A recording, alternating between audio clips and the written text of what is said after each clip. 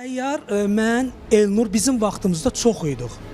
Misal üçün, mən özümü bu cür istədim ki, necə deyim, mən deyək, qısa sevgi oxuya bilərəm, Bayçıraz oxuya bilərəm xırda, çünki məni xanəndə deyərək çağırmırlar. Amma üzr istəyirəm, bir haşiyə çıxacam. Mən istəyərəm ki, Abgül, bizlə ən azı bir ildə təhsil aldığımız, indi biz gəncəyik də, həmin dostlarımız, əməkdar artistlər də var, hamısına uğurlar arzulayıram, hamısı da sənətkar adını qazanıb.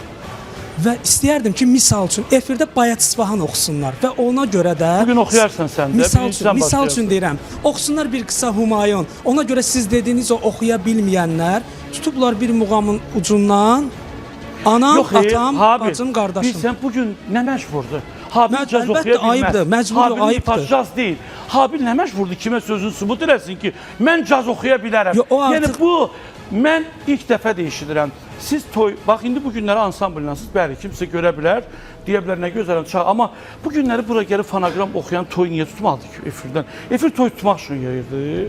Valla rəhmətli Şəfa, Allah rəhmət eləsin, Ali müəllim sinifində elə cəhcəh vururdu ki, biz elə bilirdik xanəndədir. O cümlədən Yegan xanımın səsi seçilir.